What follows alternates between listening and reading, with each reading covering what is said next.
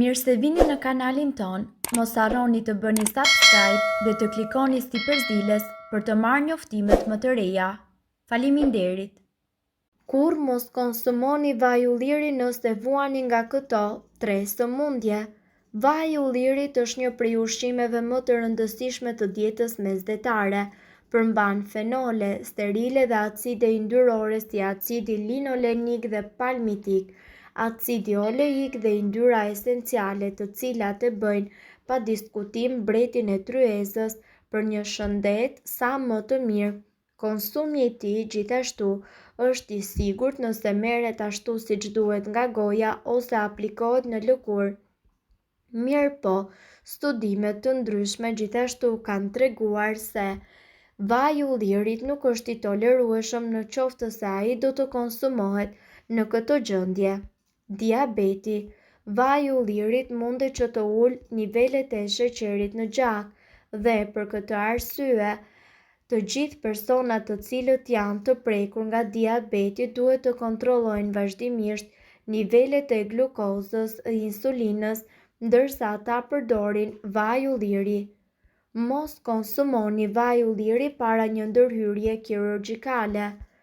Vaji i ullirit mundet që të ndikojë tek sheqeri në gjak, duke ndikuar kështu në mbajtjen në kontroll të tij gjatë dhe pas operacionit.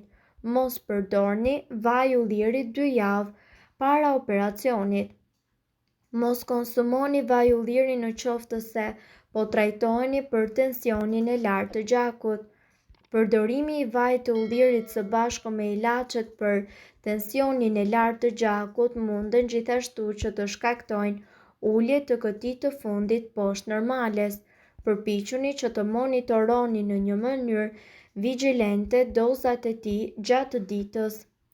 Shënim. Gratë shtatzëna dhe ato të cilët ushqejnë fëmijën me gjy. Nuk ka mjaftueshëm të dhëna të sigurta rreth përdorimit të vajit të ullirit gjatë shtatzanisë ose kur ushqeni fëmijën tuaj me gjy. Mos përdorni sasi më të mëdha se ç'përdoren zakonisht nëpër ushqime.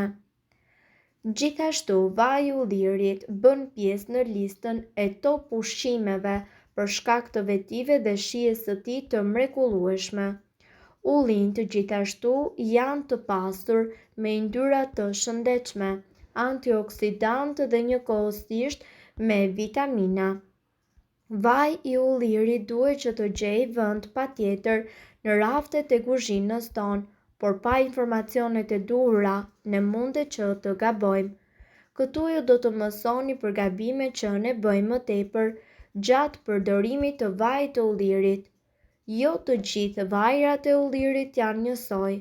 Kur ne blejmë vaj ulliri tentojmë që të shohim çmimet më të lira dhe më të leverdishme, por nuk duhet të harrojmë që vajrat e ullinjve nuk janë njësoj. Ne përdorim vajin e ullirit për shumë gjëra në kuzhinë, por duhet që të keni gjithashtu parasysh se për çfarë qëllimi duhet të përdoret një vaj i tillë. Vaji i ullirit që përdorim çdo ditë është i shkëlqyer për gjellë të ndryshme, por kur është fjala për disa pjata të caktuara si pastat dhe njëkohësisht sallatat të cilat kanë nevojë për një shije më të fuqishme të vajit të ullirit duhet të përdorim cilësi premium. Disa vajra ulliri kanë shije të ëmbël, disa të tjerë kanë një shije fruti dhe disa të tjerë shije piperi. Kështu që ju duhet të zgjidhni vajin ideal sipas pjatave të cilat ju dëshironi të realizoni. Ruajtja e vajit të ullirit. Një nga gabimet më të mëdha që ne bëjmë në lidhje me ruajtjen e vajit të ullirit është se ne e ekspozojmë atë direkt ndaj dritës ose ne e lëmë atë pranë sobës. Nxehtësia mundet gjithashtu që të ketë shumë efekt mbi vajin e ullirit. Prandaj, ajo mundet që të reduktojë vlerat shëndetësore dhe shijen e vajit të ullirit. Ruajeni atë në një temperaturë të dhomës, nëpër rafte apo në çdo vend tjetër ku nuk gjenerohet nxehtësi. Një gabim tjetër është që të mos e gjykoni një libër nga kopertina. Si konsumator ndonjëherë tentojmë që t'i zgjidhim produktet me sy. Metoda e zgjedhjes së vajit të ullirit duke e gjykuar me sy duhet që të ndryshojë. Ngjyra e vajit të ullirit varet pikërisht nga periudha e vjeljes dhe e përpunimit. Në varësi të periudhës ose stinës kur është nxjerrë, ngjyra e vajit të ullirit mundet të ndryshojë. Pra kjo nuk do të thotë se njëra nuancë është më e mirë se një tjetër. Vaji i ullirit gjithashtu ka një datë skadence. Pjesa më e madhe e vajrave të ullirit skadojnë në 24 muaj, kështu që ruajtja e tyre pas këtij afati ul vlerat ushqyese dhe njëkohësisht i jep vajit tuaj një shije tepër të rëndë. Mos i përzieni vajrat e vjetër me vajrat e rinj. Gatimi në një nxehtësi tepër të lartë. Vaji i ullirit gjithashtu nuk duhet që të përdoret për skuqje të gjata. Temperatura e gatimit të vajit të ullirit nuk duhet që t'i kalojë 180 gradë, përndryshe ajo i shkatëron antioksidantët. Vaji i ullirit është ideal për kavardisjet të shpejta ose për t'ua hedhur gjellërave, sallatave dhe pastave në fund, por jo për skuqje të gjata. Përdorimi i plastikës ose qelçit të tedukshëm për ruajtje. Vaji i ullirit është i ndjeshëm, kështu që alternimi me oksigjenin mundet gjithashtu që të ndryshojë shijen ose përbërësit të cilët janë të gjendur në të. Mos e ruani vajin e ullirit në shishe plastike ose në shishe qelçi të tedukshme. Plastika mundet që të ndryshojë nivelet e oksigjenit tek vaji i ullirit, kurse qelçi i tedukshëm e bën atë më të ndjeshëm ndaj dritës nxehtësisë. Ruajeni atë gjithmonë në një shishe qelçi me një ngjyrë më të errët.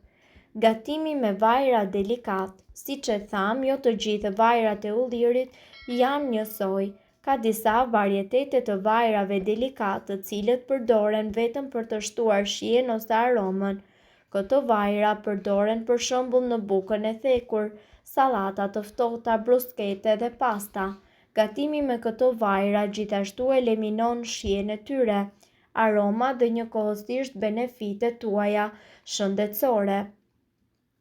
Këto janë arsyet pse ju nuk duhet të gatuani me vaj ulliri. Antioksidantët shuhen. Sipas ekspertëve, vaji i ullirit përmban gjithashtu shumë polifenol mirëbërës për shëndetin e zemrës, të cilët shkatërohen në temperaturë të lartë. Polifenolët gjithashtu janë të pasur me antioksidantë, të cilët degradojnë kur vaji i nënshtrohet në temperaturë të lartë dhe njëkohësisht të vazhdueshme.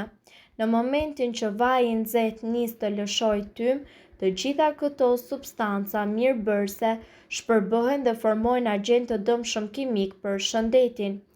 Acidet yndyrore do të shkatërohen plotësisht. Vaji i ullirit është gjithashtu një burim i pasur i acideve yndyrore omega 3 dhe omega 6. Këto acide janë ekstremisht të ndjeshme ndaj nxehtësisë, që do të thotë se kur vaji nxehet shumë në një temperaturë të lartë, këto acide munden që të shkatërohen. Kjo nënkupton se përdorimi i vajit të ullirit në gatim nuk është një zgjidhje edhe aq e mençur, sepse nuk sjell asnjë përfitim për shëndetin tuaj. Gjithashtu, vaji i ullirit ka edhe një pikë shumë të ulët djegje dhe në momentin që kalon këto nivel, ai lëshon tymra toksik, të cilët sigurisht me patjetër që do të gjenden më pas në vaktin ton të ushqimit, prandaj duhet që të tregoheni të kujdesshëm. Mirë po duhet të dini se këto informacione nuk kanë për qëllim të zëvendësojnë ilaçet e përshkruara nga mjeku. Para se të përdorni këto receta të mjekësisë alternative, ne ju sugjerojmë që të këshilloheni më parë me mjekun tuaj. Nëse doni të dëgjoni videot tona që ne postojmë çdo ditë, kliko subscribe. Ju ftojmë gjithashtu të bëni like në videot tona nëse i keni dëgjuar dhe pëlqyer ato. Faleminderit që e pat videon ton. Shpërndajeni këtë video në profilin tuaj në mënyrë që të informohen edhe shokët tuaj. Faleminderit!